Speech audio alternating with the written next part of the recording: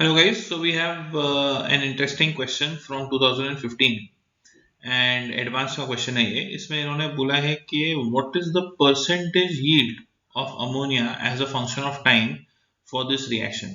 एक रिएक्शन दिया हुआ है और रिएक्शन के बाद एक बहुत ही इंपॉर्टेंट इंफॉर्मेशन दी हुई है कि डेल्टा एच इज नेगेटिव।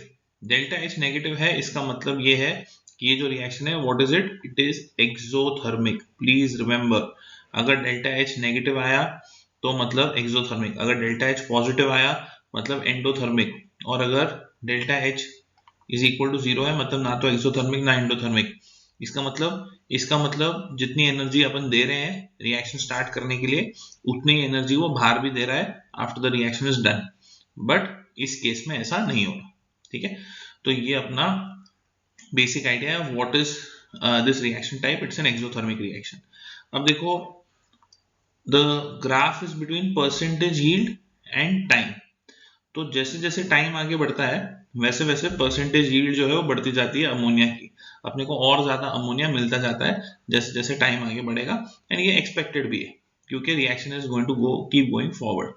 और ये देखो, यहाँ पे इन्होंने बोला है if the reaction is conducted at a pressure P and temperature T1 with T2 greater than T1, the percentage yield of ammonia as a function of time is represented by। तो what they are saying is कि समझो अगर हमने ये reaction को पहले एक temperature पे किया, समझो 27 डिग्री सेल्सियस पे, और वो टेम्परेचर को कांस्टेंट रखते हुए हमने टाइम और percentage of yield of ammonia को प्लॉट किया, तो कुछ तो प्लॉट आएगा समथिंग लाइक दिस। ठीक है, ये कौन से, ये प्लॉट कब का है, 27 डिग्री सेल्सियस का। अब सेम रिएक्शन को वापस से स्टार्ट किया with some other temperature, let's say 50 degree Celsius. अब क्या होगा कि कुछ अलग प्लॉट आएगा, there is going to be some different plot, maybe ऐसा या मे बी ऐसा या मे बी ऐसा, whatever, there might be some different plot for 50 degree Celsius. They are asking us कि अगर एक टेम्परेचर T2 है जो ज्यादा है एज कंपेयर टू T1, तो उनके लिए what will be the plot for percentage yield versus time, कैसे इफेक्ट करता है, कैसे चेंज होता है। तो इसमें इक्विलिब्रियम के बाद क्या चेंजेस होने वाले हैं ये अपने को ली चैटलियर्स प्रिंसिपल से पता चलता है। इक्विलिब्रियम के बाद क्या चेंजेस होने वाले वो तो अपने को ली चैटलियर्स प्रिंसिपल बताता है। कैसे बताता है, क्या बोलता है ली चैटलियर्स प्रिंसिपल? सिंपल बात है कि अगर एक्सोथर्मिक रिएक्शन है, and make sure that you know this, अगर एक्सोथर्मिक रिएक्शन है तो और तुमने टेम्परेचर बढ़ाया, so reaction will go backwards to reestablish the equilibrium, reaction will have to go backwards.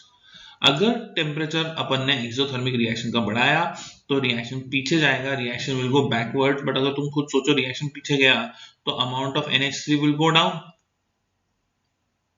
इसका मतलब क्या है? इसका मतलब at high temperature after equilibrium, high temperature after equilibrium, percentage yield of ammonia will decrease।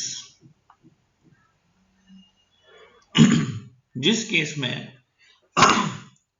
जिस case में temperature ज्यादा होगा उस केस में percentage yield of ammonia will decrease after equilibrium.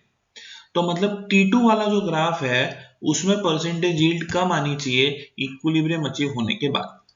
अब देखते हैं कौन से वाले इस पॉइंट से एलिमिनेट हो जाते हैं, ये वाले पॉइंट से कौन से वाले ग्राफ्स एलिमिनेट हो जाते हैं। देखो यहाँ पे दिखा रहा है कि इक्विलिब्रियम अचीव होने के बाद भी T1 का कम है यील्ड और T2 का ज्यादा है, तो ये तो रॉन्ग है। T2 का कम होना चाहिए, क्यों? जिसका टेम्परेचर ज्यादा उसका यील्ड कम। ठीक है, यहाँ पे देखो T1 का यील्ड कम दिखा रहा है और T2 का यील्ड कम दिखा रहा है और T1 का ज्यादा दिखा रहा है, तो ये करेक्ट हो सकता है। अभी तक अपन ने इसको एलिमिनेट नहीं किया है। ठीक है, यहाँ पे देखो T1 का कम दिखा रहा है, T2 का ज्यादा दिखा रहा है और बाद में बोल रहा है सेम हो जाते हैं।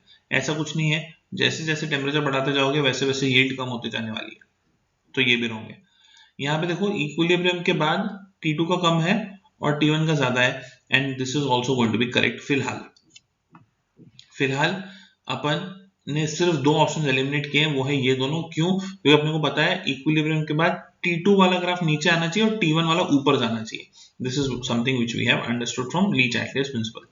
अब आते हैं इक्विलिब्रियम के पहले वाले पार्ट पे। Before equilibrium. देखो गाइस, जब तक इक्विलिब्रियम अचीव नहीं होता, तो जब अपन टेम्परेचर बढ़ाते हैं बिफोर इक्विलिब्रियम, तो टेम्परेचर बढ़ाने से द रिएक्शन रेट इंक्रीजेस। ये तो अपन ने केमिकल इक्विलिब्रियम, केमिकल काइनेटिक्स में पढ़ा है। जब भी अपन टेम्परेचर बढ़ाएंगे तो रिएक्शन की स्पीड तो बढ़ती ही है। अब इसमें सिचुएशन ये है कि जितना ज्यादा टेम्परेचर रिएक्शन से बिफोर इक्विलिब्रियम, इक्विलिब्रियम पहुंचने से पहले जितना ज्यादा टेम्परेचर होगा, उतना ज्यादा यील्ड होगी, उतना ज्यादा यील्ड होगी NH3 की। क्यों? क्योंकि स्टार्टिंग में जितना ज्यादा टेम्परेचर होता है उतना ज्यादा अपने को प्रोडक्ट मिलता जाता है। एक बार इक्विलिब्रियम पहुंच जाए और फिर अपन अगर टेम्परेचर को चेंज करेंगे, कम ज्यादा करेंगे, तो फिर ये एक्सोथर्मिक एंडोथर्मिक वाली चीज जो है वो इन इन प्ले आती है। बट इक्विलिब्रियम से पहले we must understand, more the temperature faster it will reach the equilibrium, जल्दी इक्विलिब्रियम तक पहुंचेगा, ज्यादा NH3 अपने को मिलेगा in the same amount of time. But यहाँ पे क्या दिखा रहा है देखो, कम, जब टेम्परेचर ज्यादा भी है तब भी ये कम यील्ड दिखा रहा है स्टार्टिंग में, तो ये रॉन्ग हो गया। ये देखो, ये अपने को करेक्टली बता रहा है कि पहले तो जो टेम्परेचर ज्यादा था ना तो यील्ड ज्यादा मिली, और फिर इक्विलिब्रियम के बाद वो यील्ड कम हो गई, and therefore the correct answer is going to be B, second option.